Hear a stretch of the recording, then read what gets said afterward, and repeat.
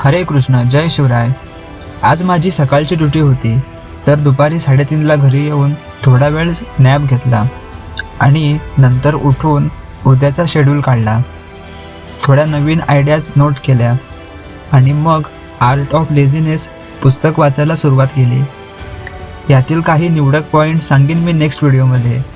मी सुद्धा हे points implement करायला सुरुवात करणार आहे. तर फर्स्ट शिप असल्यामुळे पहाटे माझे योगा गुरु पवन प्रभूंसोबत मला योगा करायला जायला मिळालं नाही. त्यामुळे संध्याकाळी समुद्रावर योगा करण्यासाठी गेलो. पवन प्रभू देखील मला शिकवण्यासाठी सोबत आले होते. त्यांचा सकाळीच योगा झाला होता.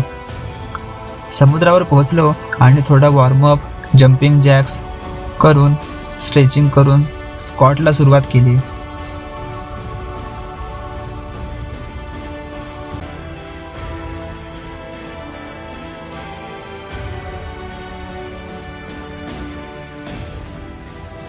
आज लेग डे होता, त्यामुळे जास्त फोकस मांड्यांवर होता. मांड्यांचे व्यायाम करणे खूप गरजेचं असतं, कारण त्यामुळे लॉक झालेल्या नसा उघडतात, पायातील बळ वाढतं आणि पाय जबरदस्त मजबूत होतात. आज आमच्यासोबत पवन प्रभूंचा छोटा पुतण्या कार्तिक सुद्धा योगा करण्यासाठी आला होता, पण तो सारखा भिंगरीसारखा इकडे तिकडे नाचत होता. त्यामुळे मी त्याला भिंगरी करत चिडवत होतो. पण लहान मुलांचा तो उत्साह पाहून मजा येतेच.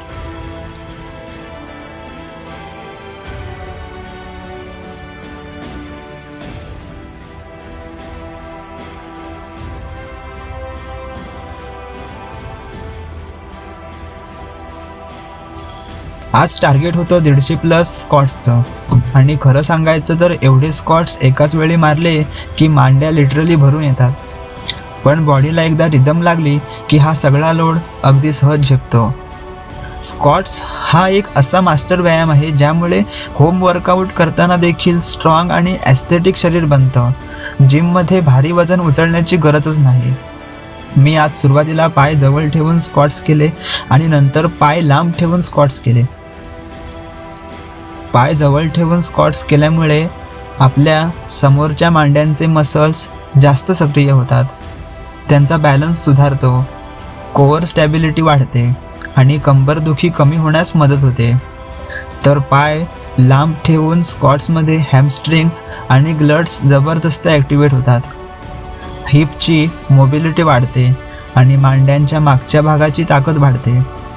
त्यानंतर कानाच्या पाळ्या धरून स्क्वॉट्स केले, त्यामुळे मेंदूकडे जाणारा रक्तप्रवाह वाढतो, ब्रेनला हलका स्ट्रेच मिळतो आणि ब्रेन इन्स्टंटली ॲक्टिव्ह होतं.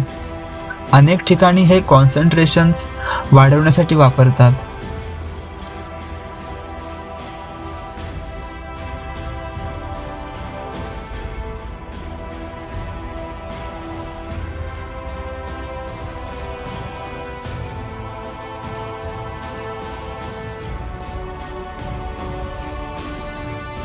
नंतर मी योगाभ्यासाला सुरुवात केली आणि सर्वात पहिलं केलं पादहस्तासन, ज्याला फॉरवर्ड फोल्ड असंही म्हणतात.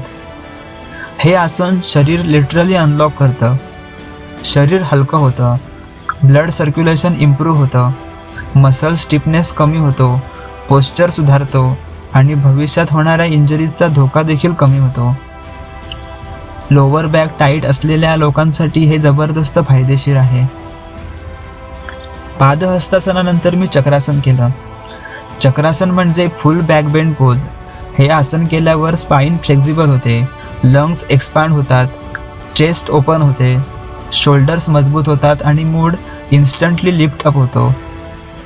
हे करताना फक्त एक काळजी घ्यायची असते, हातांवर आणि बॅकवर जास्त ताण जाणार नाही, यासाठी आधी लाईट वॉर्मअप असणं गरजेचं आहे. नंतर थोडं ट्विस्टिंग, काही कोर स्ट्रेंथनिंग आणि लेग लिफ्ट्स व्यायाम करून ट्विस्टिंग एक्सरसाइज केले. ट्विस्टिंग एक्सरसाइज डायजेशन सुधारतात, साईड बेली फॅट रिड्यूस करतात आणि ऑब्लिक्स मजबूत करतात. लेग लिफ्ट्स लोअर ॲब्डॉमन टाईट करून ॲप्स ॲक्टिवेट करतात, ज्यामुळे कोअर मजबूत होतो आणि एकदा का कोअर मजबूत झाला की बॉडी पॉस्चर आपोआप सुधारतो. त्यानंतर मी वशिष्ठासन आणि साईड लेग रेज केलं. हे आसन बॅलन्स आणि साईड कोर स्ट्रेंथ वाढवण्यासाठी जबरदस्त आहे. शोल्डर स्टॅबिलिटी, हिप स्ट्रेंथ आणि बॉडी अलाइनमेंट सुधारण्यासाठी हे आसन एकदम परफेक्ट आहे. त्यानंतर मी त्रिकोणासन, पर्वतासन, भुजंगासन आणि वृक्षासनही केले. त्रिकोणासनामुळे शरीराला पूर्ण स्ट्रेच येतं, वेस्ट स्लिम करायला मदत होते आणि स्पायनल अलाइनमेंट परफेक्ट ठेवतं. पर्वतासन माइंड काम करतं, लंग्स ओपन करतं आणि नेक शोल्डर रिलॅक्सेशन देतं. भुजंगासन बॅक स्ट्रेंथन करतो, पोस्चर सुधारतो आणि डायजेशनवरही चांगला परिणाम करतो. शेवटी वृक्षासन केल्यावर मानसिक स्थिरता, एकाग्रता आणि पायांची ताकद एकदम नेक्स्ट लेवलला वाढते. या सगळ्या आसनांच्या दरम्यान पवनप्रभू वेळोवेळी मला पोस्चर करेक्शन सांगत होते. कोणत्या पोस्चरमध्ये वजन कुठे ठेवायचं, गुडघा टोचच्या लाईनमध्ये कसा ठेवायचा, श्वास कधी घ्यायचा, श्वास कधी सोडायचा, स्पाईन सरळ कशी ठेवायची, हे छोटे छोटे पॉईंट्स खूप व्हॅल्युएबल असतात. कारण फिटनेसमध्ये छोटे करेक्शन्स मॅक्झिमम आउटपुट देऊन जातात. सोबत 0 इंजरीज हे खूप इम्पॉर्टंट असतं.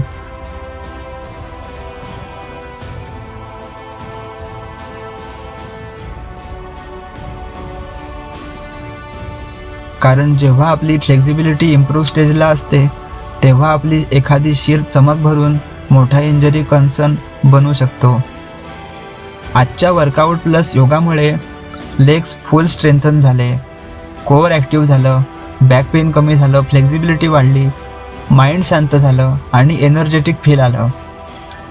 एकाच सेशनमध्ये स्ट्रेंथन, फ्लेक्झिबिलिटी, बॅलन्स आणि माइंडफुलनेस सगळंच मिळालं.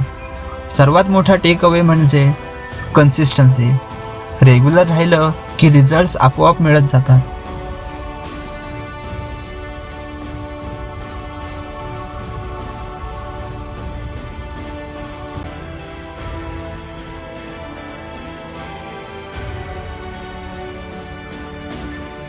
घरी येऊन मी थंड पाण्याने आंघोळ करायला गेलो, पण गेले 4 दिवस थोडी तारेवरची कसरत करावी लागते.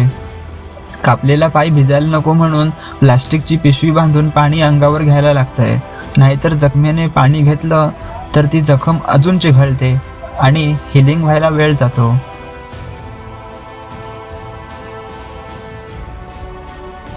नंतर मग ओल्या कपड्याने पाय पुसून घेतला.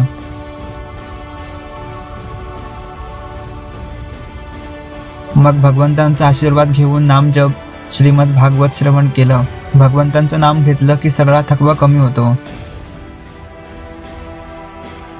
मग नाचण्याची भाकरी, भोपळ्याची भाजी आणि आमटी असा पौष्टिक आहार घेतला. गेले 4 दिवस घरातले ऐकत नव्हते. डॉक्टरकडून TTचं इंजेक्शन घेऊन ये म्हणून सांगत होते, पण मीच कानाडोळा करत होतो.